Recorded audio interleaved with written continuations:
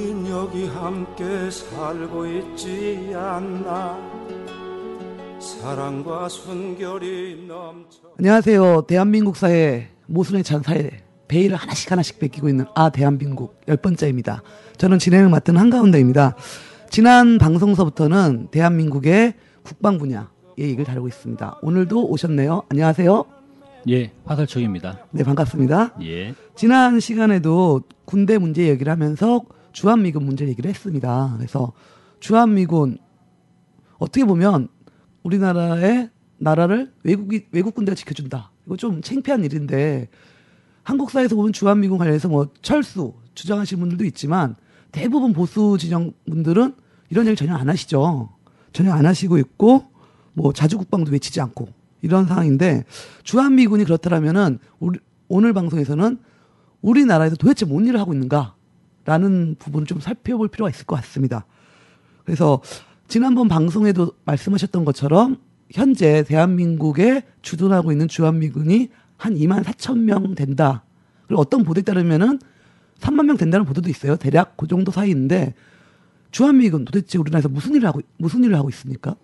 예, 아시다시피 지난 방송에서도 말씀드렸습니다만 먼저 주한미군은 한미연합사를 통해서 한국군에 대한 전시 군사 작전 통제권을 가지고 있죠. 예. 그 말은 곧 뭐냐면 일단 주한미군이 그 이제 휴전선 접경 지역에 동두천 비롯한 주둔하고 있기 때문에 한반도에 전쟁이 발발하면 주한미군이 자동으로 전쟁에 개입이 되겠죠. 네. 아직은 그런 구조니까요. 근데 문제는 그 다음입니다. 뭐냐면 주한미군이 개입된 한반도 전쟁을 작전 통제권을 미국이 가지고 있으니까 네. 미국이 전체 국군을 지휘하면서 전쟁을 수행하게 된다는 것입니다. 근데 많은 이제 보수 진영이라든지 우리 국민들의 전반적 인식이 전쟁이 나면 미군에게 맡기면 된다라고 하고 있지. 그러면 미국이 과연 전쟁을 어떻게 할까? 만약에 전쟁이 나면 그 바통을 넘기는 거잖아요. 네. 예, 바통을 넘기면 우리가 우리에게부터 바통을 넘겨받은 그 주자 주한미군은 과연 한반도 전쟁을 어떻게 할까? 예, 거기에 대해서는 응당한 관심을 돌리지 않는 것 같아요. 그렇겠네요. 저는 그것도 상당히 좀 무책임한 그러한 발언이라고 생각이 듭니다. 뭐 막말로 주한미군이 상관없이 싹 쓸어버리고 나갈 수도 있겠네요. 아니면 만약에 주한미군이 군대를 다 후퇴시켜 버려가지고 네. 그죠? 도망가 버리면 어떡할 거예요? 물론 뭐 그런 일은 없겠습니다. 뭐 아니면 도울 수도 있네. 그럴 가능성이 있지 않겠습니까? 예. 우리 국민들은 사실상 나라의 국방을 다른 나라인 미군에게 맡겨놓고 있는 상황이라면 그렇다면 미국은 과연 이 전쟁을 어떻게 할 것이고 어떻게 계획을 세우고 있는지 그런 부분들에 대해서 크나큰 관심을 가지고 과연 미군은 어떠한 구상을 하고 있느냐. 끊임없는 국가적 관심을 가지고 계속적으로 검토를 하면서 우리 요구를 계속적으로 반영할 수 있게끔 노력을 해야겠죠. 네네. 그런데 저는 우리 전체적인 국가 여론상 그런 부분이 없다는 것 또한 상당히 저는 이 국가 안보에 대한 무책임한 발언 아니냐. 미국을 너무 믿고 있나 봐요. 네, 그런 생각이 듭니다. 자, 일단 한번 살펴보겠습니다. 미군은 일단 전시작전 계획을 그들이 세우고 있습니다. 하지만 이 한미연합사령부는 기본적으로 한반도 유사시라는 표현에서 북한을 대상으로 규정을 하고 있죠. 네. 일본 자위대가 한국을 침공할 유사시라는 것은 아마 고려하지 않고 있을 것 같습니다. 그리고 바다 건너 서해 건너 중국이 이제 이 한반도를 침공할 가능성도 고려하지 않고 있는 것 같아요. 네. 오로지 북한만을 대상으로 해서 전체적인 이 작전 계획을 수립하고 있습니다. 네. 그래서 미국의 전시 작전 계획은 100% 대북 전쟁 계획으로 바로 직결되게 됩니다. 미국의 한반도 군사 작전은 미 태평양 사령부의 지휘를 받는 한미연합사에 의해서 수행되게 됩니다. 그래서 한미연합사는 주한미군과 한국군의 합동훈련을 매년마다 진행을 하고 있죠. 예. 바로 이번 3월달에 그 키 리저브 훈련. 그때 아주 한반도 분위기 뜨거웠습니다. 실제 그 한바탕 전쟁에 비견할 그러니까요. 수 있는 그런 이제 군사훈련을 진행했었고 또 다가오고 있습니다. 매해 8월달. 8월마다 을지 프리덤 가디언 훈련이라고 또 진행을 하지 않습니까? 근데 훈련의 이름이 다 영어인 거 봐서는 예. 미국이 하는 거 맞네요. 그렇죠. 미국 사람들이 자기가 이제 세우는 작전 계획이기 때문에 당연히 이름도 영어로 그렇게 나올 수밖에 없겠죠. 한미합동군사훈련의 내용은 기본적으로 이 작전 계획으로 나타나는데요. 예. 이것을 줄여서 작계라고 부릅니다. 미국의 작전 계획에는 해당 지역 사령부와 작전 지역을 나타내는 고유 번호가 부여되죠. 그래서 한반도 작전 계획은 미군의 전체 미군의 이 미 국방부의 작전 계획 속에 망라가 되게 됩니다. 예를 들어서 작전 계획 502798이라고 할 때 5027의 5는 미 태평양 사령부를 의미하고요. 예. 마지막에 98은 작계의 개정 연도를 얘기합니다. 아, 98년도에 다시 말해서 제정된 거다. 98년에 작성된 이제 미 태평양 사령부의 작전 계획이다. 이런 흐름이 되겠죠. 그리고 이 작전 계획의 내용은 세부적 내용은 1급 기밀에 속한다고 합니다. 뭐 아무래도 그럴 수밖에 없겠네요. 예. 일단 한미합동 군사훈련은 기본적으로 아직까지 가장 기본적인 대북 작전 계획인 5027에 따라서 진행이 된다고 합니다. 5027은 한반도 전면전에 대비한 작전 계획이죠. 2002년도 12월 5일에 한미안보협의회에서 합의된 이 한미 간의 국방장관의 전략기획 지침을 보면 예. 작전계획 5027의 작전 목적을 어떻게 두고 있냐면요. 첫 번째로 북한군을 경멸한다. 두 번째로 북한 정권을 제거한다. 그리고 세 번째로 한반도 통일 여건을 조성한다. 이렇게 제시를 하고 있습니다. 북한군을 경멸하고 북한 정권을 제거한다는 측면에서 볼 때 작계 5027은 대북 전면전의 성격을 분명하게 띄고 있습니다. 그죠. 목표가 명확하네요. 그렇죠. 이것이 일단에 북한이 예를 들어 이제 한반도 유사시 군사행동에 접어들었을 때 북한의 군사행동을 저지한다는 측면이 아니라 그죠? 북한군을 완전히 괴멸시키고 북한 정권을 해체해버리겠다는 거죠. 네. 네. 이 부분은 상당히 지난 한국 전쟁 시기와도 다르죠. 한국 전쟁 당시에서는 어땠냐면 미국이 실질적인 한국 전쟁을 수행하다가 마지막에 휴전 협정을 통해 가지고 정전하지 않았습니까? 예. 지금 작전 계획에 나타나는 측면은 뭐냐면 그게 없다는 그런 거네요. 정전을 안 하겠다는 거죠. 네. 끝까지 간다는 겁니다. 예. 그런 부분에서 매우 호전적이다. 그리고 한반도의 이 군사적 위험이 상당히 더 증폭되게 되는 그러한 과정이다 이렇게 말씀드릴 수 있겠습니다. 하지만 작전계획 5027은 표면적으로 본다면 북한의 남침에 대비한 시나리오로 구성되어 있습니다. 이 알려져 있는 바에 따르면요. 1단계로 북한군이 남침을 한다면이라는 전제하에 전제를 하고 있습니다. 북한군이 남침을 할 경우에 2단계로 휴전선 남쪽에서 한국군이 이를 저지하고 그 사이에 미군이 증원군을 보내서 네. 반격을 가하는 것이죠. 이러한 시나리오 하에서 첫째로 미군의 신속 억제 전력을 배치하고 두 번째로 북한의 전략 목표를 파괴하며 세 단계로 이 북진 및 대규모 상륙 작전을 단행을 합니다. 그래서 북한 측의 전역을 점령을 하고 북한에 대한 군사 통제를 확립하고 마지막으로 한반도를 통일한다. 예, 이러한 흐름으로 되어 있는 바 실질적으로 이 북한군을 어떻게 경멸하고 북한 정권을 어떻게 제거할 것인가 매우 구체적인 작전 계획을 수립하고 있을 것이다. 충분히 추정할 수 있게 합니다. 특히 한미연합사는 이 5027의 내용을 개정하면서 1998년도에 무엇을 채택했냐면 선제 타격 전략을 채택을 했습니다. 먼저 공격한다는 거 아닌가요? 그러죠. 그리고 지금도 이미 한국 국방부 장관으로부터 그런 이야기가 나오죠. 예, 만약에 북한이 이 핵을 사용할 조짐이 보인다면 원점 타격하겠다. 예, 먼저 타격을 하겠다. 예, 그런 이야기를 하고 있죠. 네. 그러면 이제 더 중요한 사실은 북한이 핵을 사용하려는 기미를 어떻게 판단하느냐? 그렇죠. 그거는 미군의 정보에 의해서 판단하는 것이죠. 그래서 미국이 알려주면 야 미국이 북한이 미사일 쏠 것 같아. 그러면 아 그렇습니까? 그러면 수행하시죠. 이런 분위기로 간다는 거죠 지금.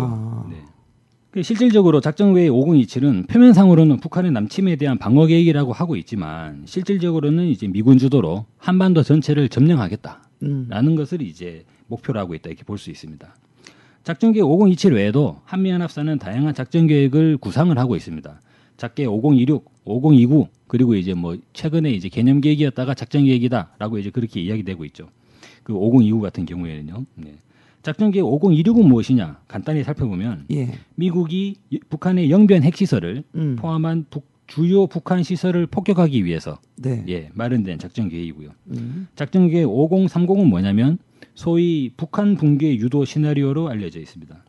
붕괴 유도 시나리오요? 예, 붕괴를 유도하는 시나리오죠.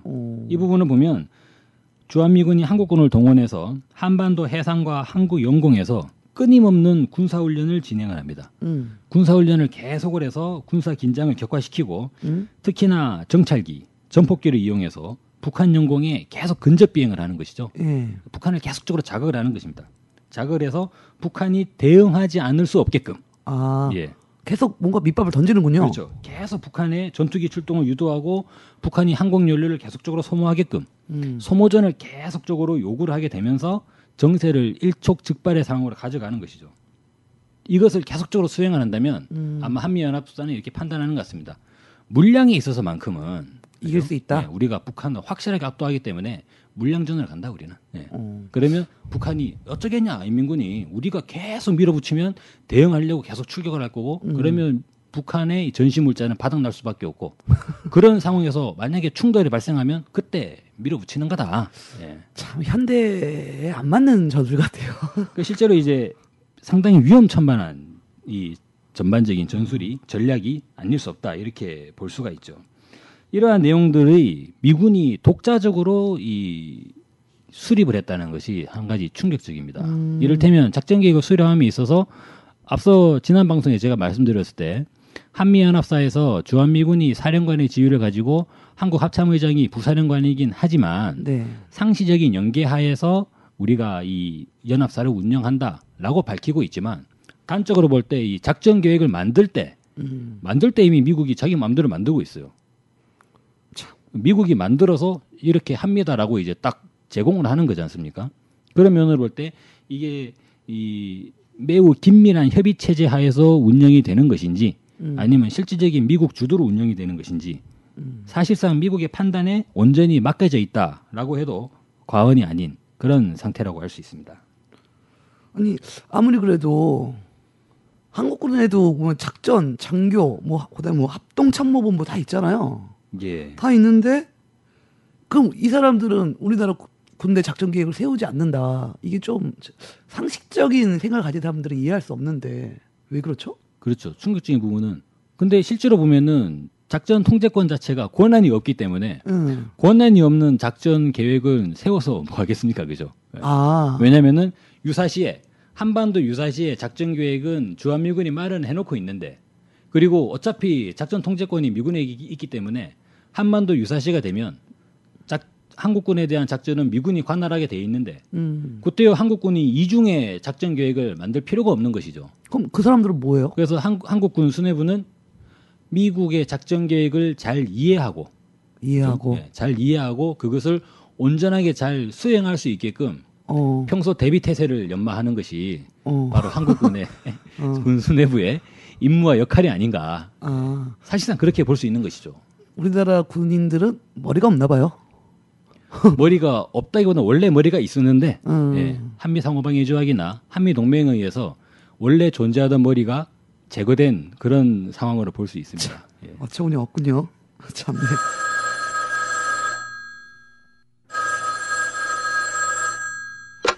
아, 이 사람들이 미국을 뭘로 보고. 미군은 세계 최대의 강군이에요. 그 항공모함하고 탱크, 그리고 그 최첨단 비행기 좀 보세요. 세계에서 제일 강력한 미군이 우리나라 군사작전을 검토해주면 그 당장 자존심은 상하겠지만 그 뭐 어떻습니까? 그 전쟁 승리를 위한 건데. 미국의 장점을 적절히 활용 좀 하자고요. 제발 실용적으로 좀 사고합시다. 실용적으로. 네, 이 뭐 실용적으로 사고하자는데 뭐라고 해야 되죠? 이 지금 전화 오신 분? 예, 뭐 사실 우리 국민 중에 이러한 이 인식을 가지고 계신 분도 많이 계십니다. 이를테면 이른바 용미라고 하죠. 네네. 미국을 적절하게 활용을 하자. 예?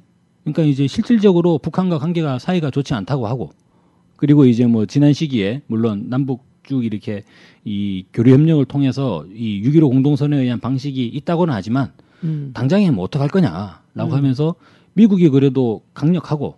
그리고 미국이 뭐 세계에서 최강이라고 하니까 미국한테 안보를 맡기는 게 뭐가 문제냐, 어쩔 수 없지 않느냐, 그러한 논리가 분명히 있다고 볼 수 있죠. 하지만 지금 시점에서는 저희가 미군에 대한 객관적인 평가를 한번 내려볼 필요가 있습니다. 객관적인 평가요? 예. 사실상 미국이 최근 연전 연패하고 있거든요. 아프간에서 졌잖아요. 그죠. 근데 철군한다고 예. 그러던데. 이라크에서도 지금 나오고 있잖아요. 그리고 베트남에서는 완전히 패배했지 않습니까? 네. 예. 완전히 져가지고 철수했지 않습니까? 예. 그러네요. 실제로 미국이 이긴 전쟁이 뭐냐, 그죠? 예.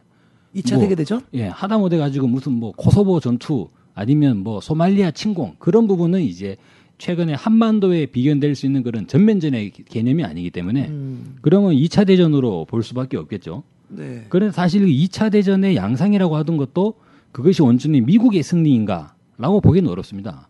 왜냐하면 그 당시에 이제 히틀러 독일의 전체적인 전력을 볼 때 나치 독일이 전체 전력의 80%를 소련에다가 갖다 부었습니다. 아, 맞아. 그렇죠. 네. 그 사실상 유럽 전선은 뭐냐면 히틀러와 스탈린의 전쟁이었다. 그렇게 보는 것이 일반적이지 않습니까?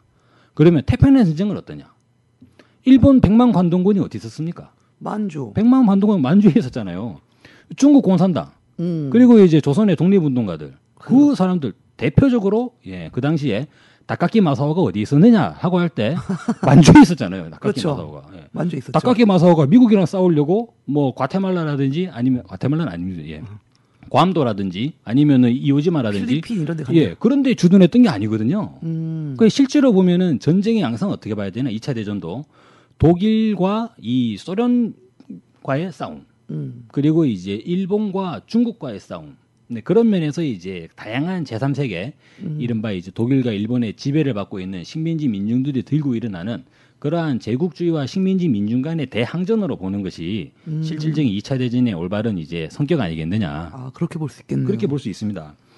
사실 미군이 강력하다는 인식이 있긴 하지만요. 그것은 검증이 안 됐네요. 실제적으로는 사실상 미국이 전쟁에서 이겼다, 전쟁에서 잘 수행을 했다라고 할 때 나타나는 부분은 언제나 미국의 병참 지원이 있었을 때에만 그들은 항상 승리를 했던 그런 과정을 볼 수 있습니다. 언제나 물량상에서 네. 압도적 전력을 가지고 있을 때에 이겼다는 것이죠. 아니 근데 그거는 원래 당연한 거지 않습니까? 그렇죠. 예. 사람도 많고 무기도 많으면 그죠? 결국은 이기겠죠. 그런데 놀라운 사실은 미국은 전체 전력상으로는 압도적 전력을 가졌음에도 졌다는 거예요. 아니 베트남에서 그러면 뭐 베트공이 미군 전력을 능가해가지고 미군이 지금 철수한 건 아니지 않습니까? 그렇네요. 하다못해 가지고 한국 전쟁만 하더라도 그죠? 메가더 사령관이 뭐라 그랬습니까? 그해 연말에 크리스마스는 미국으로 돌아간다라고 이야기하다가 전쟁이 3년을 끌었잖아요. 그렇죠. 예. 그리고 이라크 전쟁. 조지 부시 대통령이 뭐였습니까? 그 미 항공모함 함상에서 전쟁 승리를 선언했는데 계속 싸우고 그 뒤로 있죠. 10년간 지금 테러와 공격이 계속적으로 진행되고 있습니다. 아프간도 마찬가지죠. 실제로 볼 때 미국은 압도적 전력을 가졌음에도 불구하고 언제 한번 제대로 똑똑히 이긴 적이 없는 것입니다. 아니, 이런 세력들에게 만약에 한반도 전쟁 수행을 맡기게 된다면 이건 어떻게 귀결이 되냐면 폭탄은 있는 대로 다 쏟아붓는데 실질적인 전쟁의 결과는 좀 애매해질 수밖에 없는 그런 상황으로 빠질 수가 있다는 거죠. 자, 역사 이래로 이른바 우리가 명장이 있습니다. 명작 있죠. 예, 저희 우리 민족의 명장으로 보더라도 고구려의 을지문덕 장군 어떻습니까?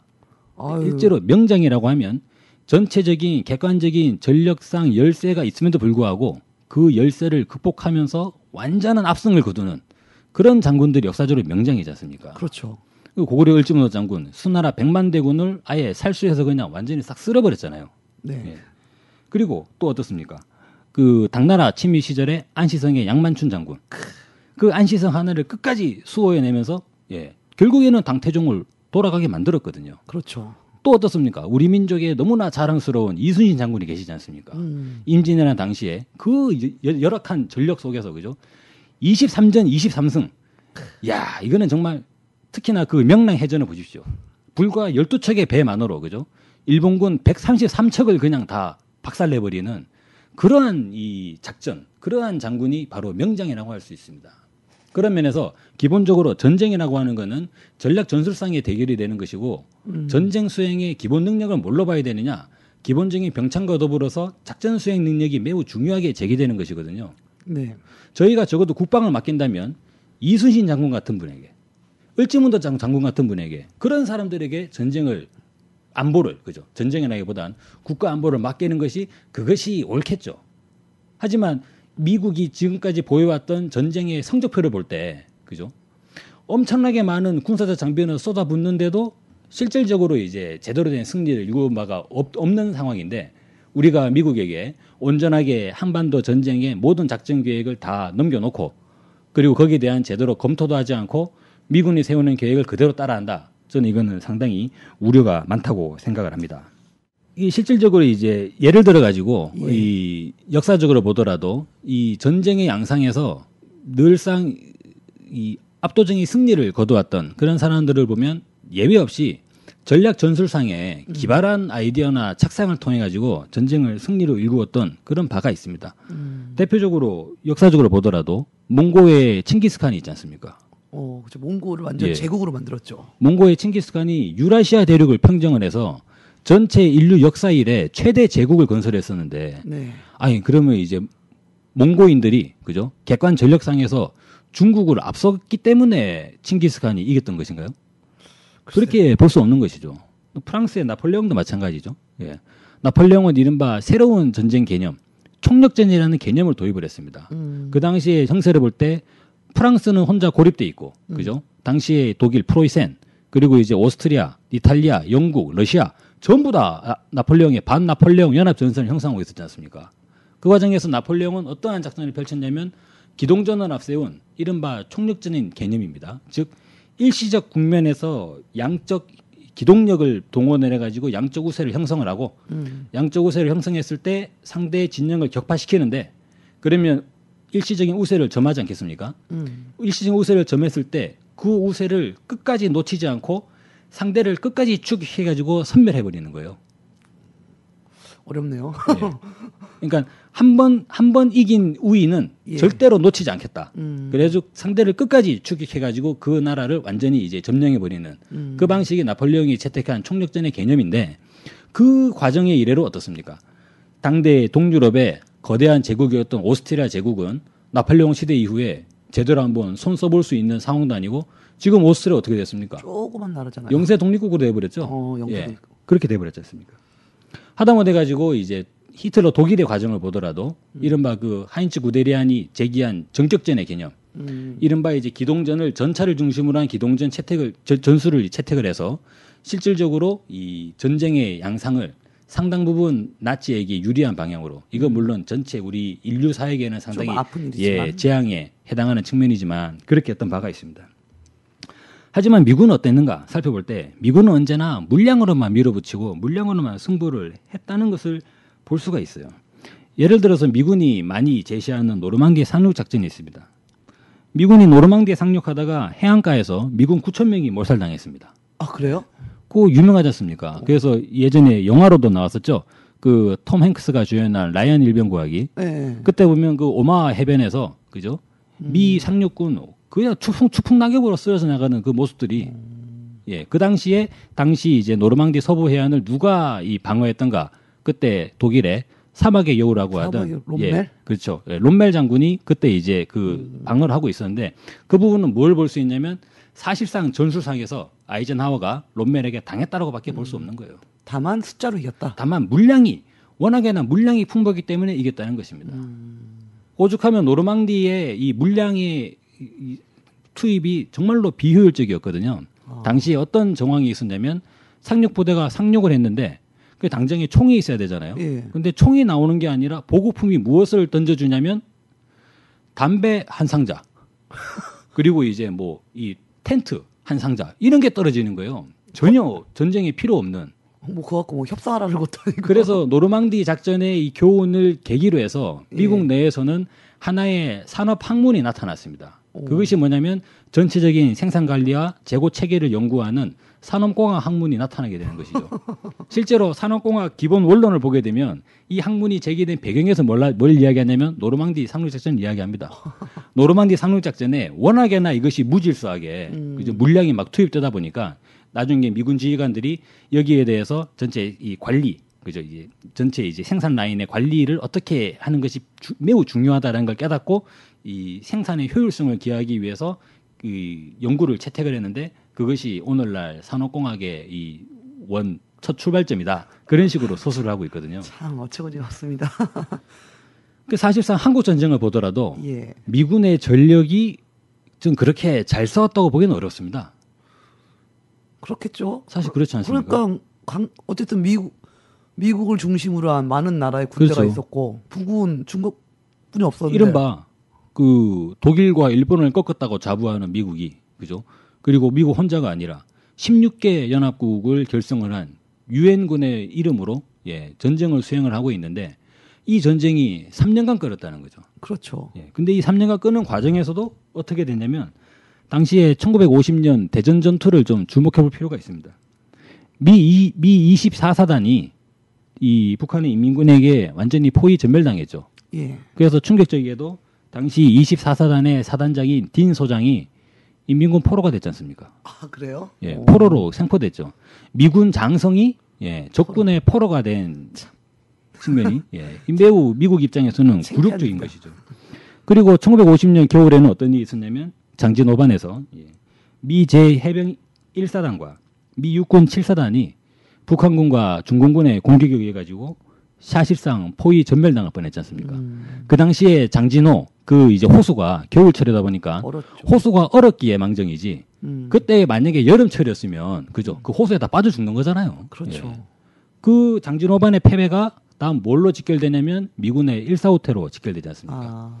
145태 역시도 미국이 해외에서 작전하는 이 수행하는 군사 작전 중에 후퇴를 명명한 것이 사실상 145태가 유일하죠. 아 그렇군요. 미국이 항상 주장하는 게 뭡니까? 우리는 후퇴를 모른다. 우리는 언제나 승리한다. 왜? 그것도 든든한 병참 지원이 있기 때문에 그런 거지. 그들이 군사 작전상에서 뭔가 상당히 이제 높기 때문에 그렇다고 보기는 어렵습니다. 그런 측면에서 본다면 사실상 한국 전쟁에서도 미국은 북진 통일에 실패한 것입니다.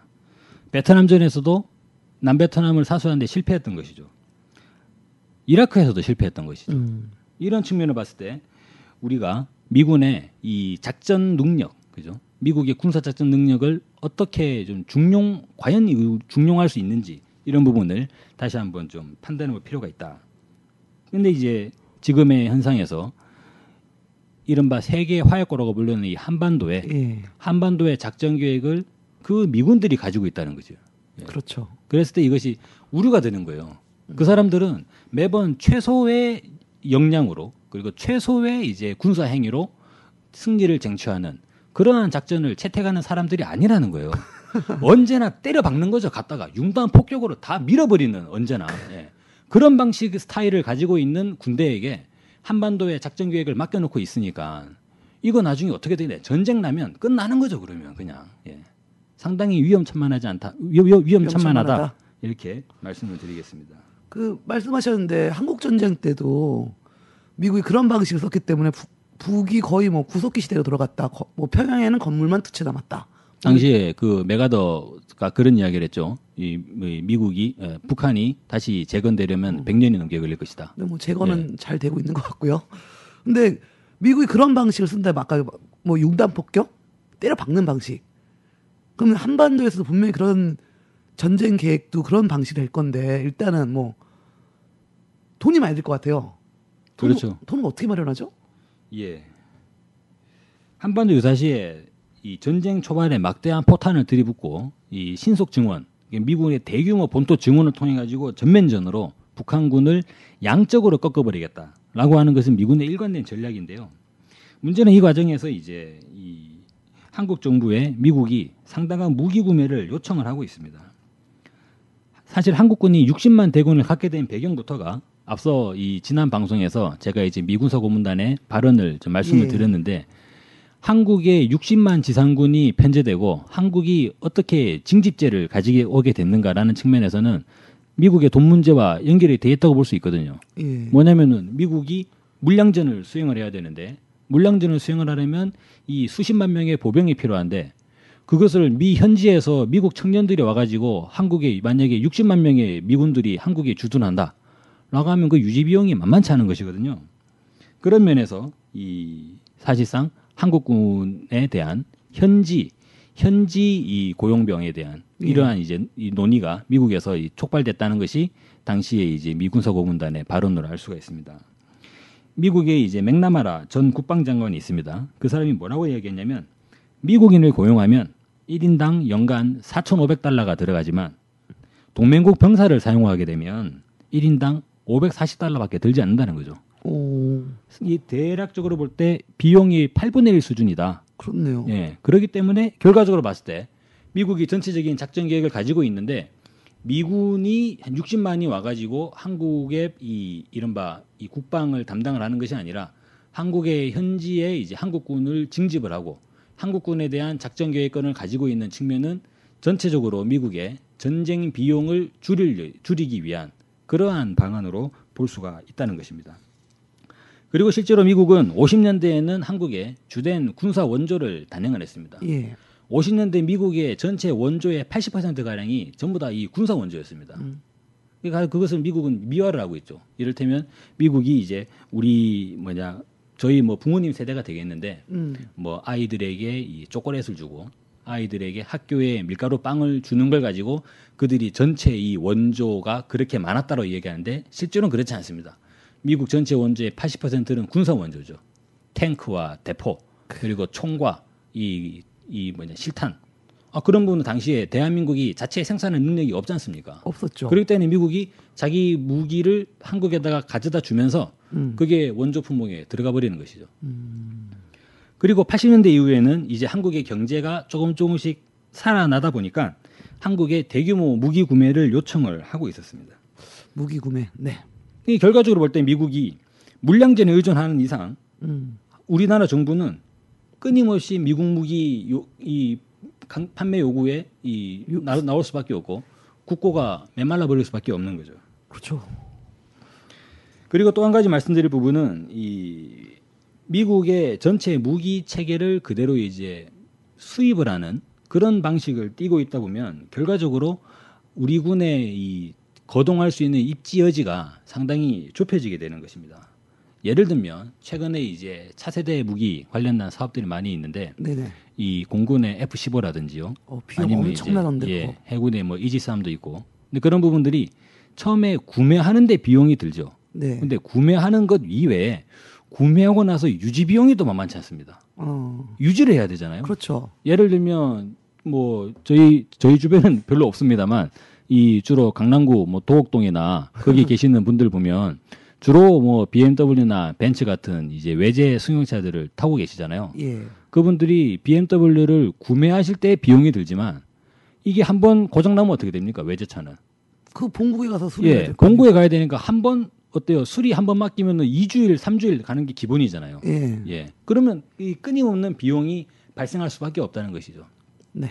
그런 면에서 실질적으로 우리 정부가 미국의 작전 계획을 전반적으로 관할하고 있고 미국이 물량 중심의 작전 계획을 수립하는 이상 사실상 우리 정부의 과도한 국방비 지출은 예정돼 있는 것이다. 피할 수 없다. 이렇게 말씀드릴 수 있겠습니다. 실제로 이제 나중에 한국이 제대로 무기를 제대로 사지 못하다 보니까 미국은 80년대에 이 대외 군사 판매 차관을 발행을 했습니다. 차관이요? 그 비단이요, 빚. 쉽게 보면 돈을 빌려주면서 이제 무기를 참. 무기를 갖다 주면서 나중에 갚아 하면서 이제 무기가 들어오게 되는 것이죠. 껌 먹고 알먹네 이것도. 그렇죠. 근데 그 당시에 이자율을 보게 되면 1980년에 이자율이 연 12.9% 그리고 81년에는 14.5%. 이런 식으로 상당히 막대한 높은 이자로 이제 차관을 제공하면서 무기를 계속적으로 이제 들이밀었다라고 볼 수 있죠. 그 결과로 1971년부터 1990년까지 약 20년간 도입된 전체 이 차관의 원금과 이자를 합산을 해보게 되면 대략적으로 한 20억 달러에 달하게 됩니다. 이러한 내용들을 봤을 때 실질적으로 미국의 작전 계획으로 인해서 이 방대한 물량전, 한국의 군비가 상당 부분 미국에 편입될 수밖에 없고 한국의 무기 체계가 미국에 편입될 수밖에 없는 그러한 이제 구조적인 문제를 가지고 있다. 이렇게 말씀드릴 수 있겠습니다. 네, 길게 말씀 잘 들었고요. 네.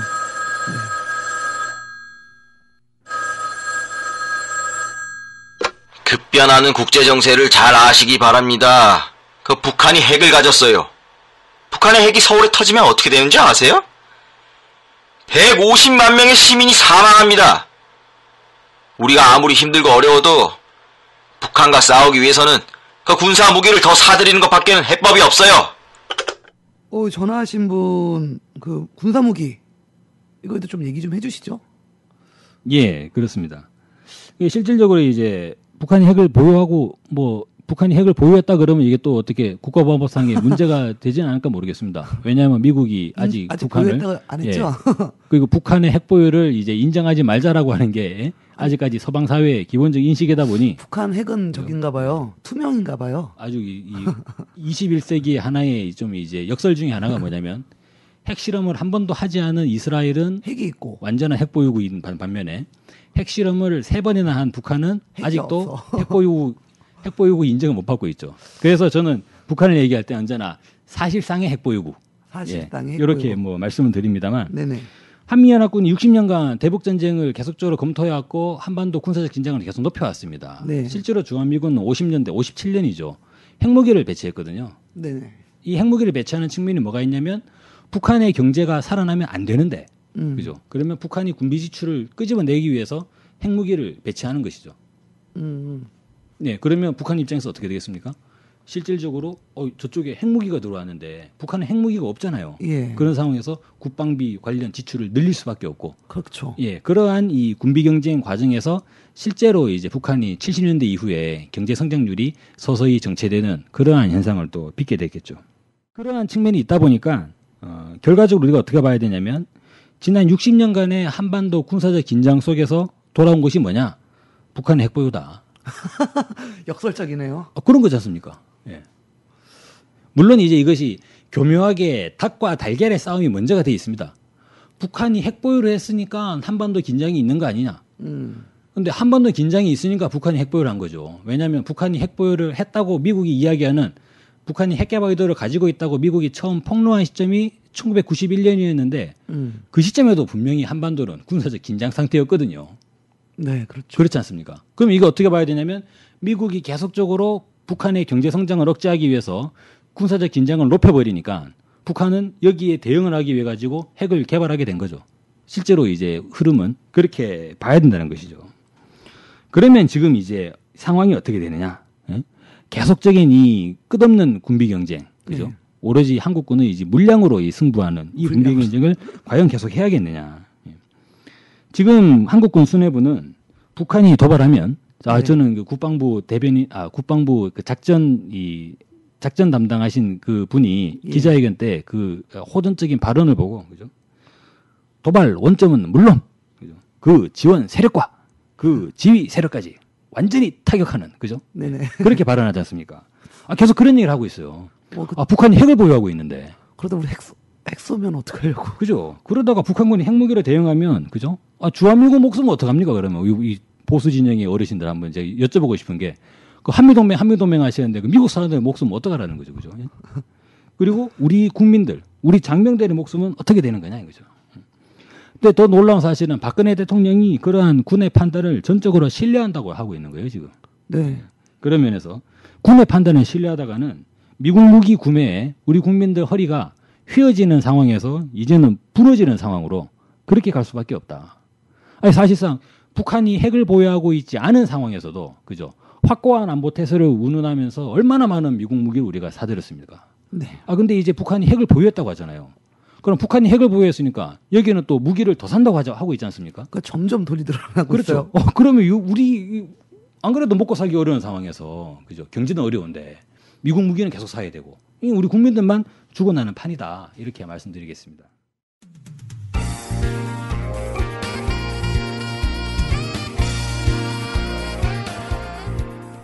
네, 안녕하십니까. 국민이 갑이다에 출연하고 있는 거친 숨소리 김대규입니다.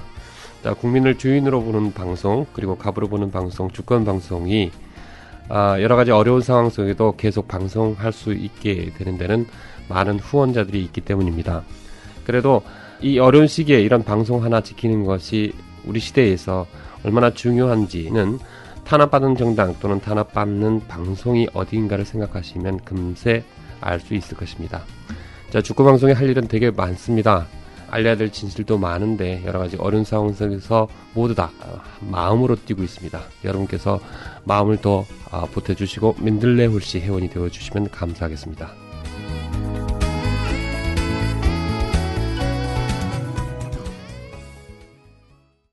오늘 주한미군 작전 계획 얘기하다 보면 결국은 한반도의 분단 상황.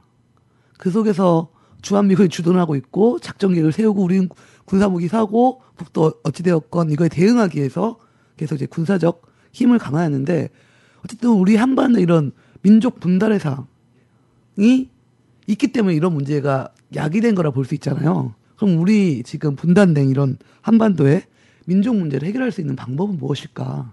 예. 좀 짧게 뭐 길어도 좋습니다만 저희는 한국 전쟁에서 교훈을 찾아야 된다고 봅니다. 전쟁은 절대로 안 된다는 것이죠. 그죠? 예. 60년 전의 전쟁에서 우리는 교훈을 찾았는데, 근데 그게 60년 전이었습니다. 네. 그 60년간 무기가 얼마나 많이 발전했습니까? 지금 전쟁 나면 그야말로 한반도는 그대로 끝장난다. 그렇게 보실 필요가 높습니다. 남북은 반드시 평화적 해법을 찾아야겠죠. 그런 면에서 저는 한국군의 작전 지휘권을 움켜쥐고 대북 전쟁 계획을 계속적으로 훈련하고 있는, 그러면서 막대한 군사 무기를 이 땅에 팔고 있는 주한미군이 정말 고약하다. 예? 그렇게밖에 말씀드릴 수 없는 것이죠. 한반도 그 주한미군의 고약하다. 좀 그 말이 좀 부드러운 것 같아요. 고약하다. 주한미군 고약하다는 말로 될까요?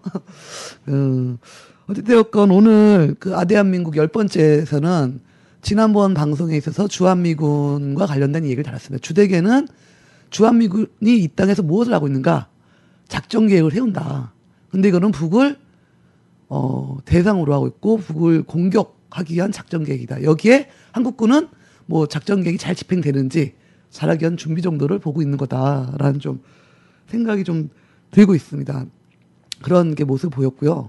실질적으로 주한미군이 이 땅에서 있는 한 우리나라의 제대로 된 국방력도 키울 수 없고 그다음에 그렇죠. 작전 계획도 세울 수 없고 유일한 해법은 네. 한반도의 상황에 걸맞는 그러한 자주국방의 전략과 전술을 채택을 하고 우리 군이 그래서 실질적인 자주국방을 달성하는 것이 바로 지금 당면한 과제가 아니냐. 미국 쳐다보다가는 그 물량전에 저희들 이제 이 온 나라의 운명이 그죠 완전히 그 풍지박산 날 수 있는 그러한 상당히 위험천만한 상황 아니냐는 것이죠. 그런 면에서 저는 이제 지금의 이 박근혜 정부에서 군부가 하는 이야기들을 보면 사실상 이 세계의 화약고라 불리고 있는 이 한반도에서 그런 군사적 발언들을 하는 부분은 수류탄이 잔뜩 쌓인 데서 불장난하고 있는 초등학생 애들하고 저는 하나도 다르지 않다 그렇게 생각합니다. 네, 알겠습니다. 살고 있지 않나 우린 바보같이 살고 있지 않나 대한민국 우리의 공화국 아대한민국 10번째 방송 오늘 주한미군이 벌이고 있는 이 작전 계획과 그에 따른 문제에 대해서 알아봤습니다.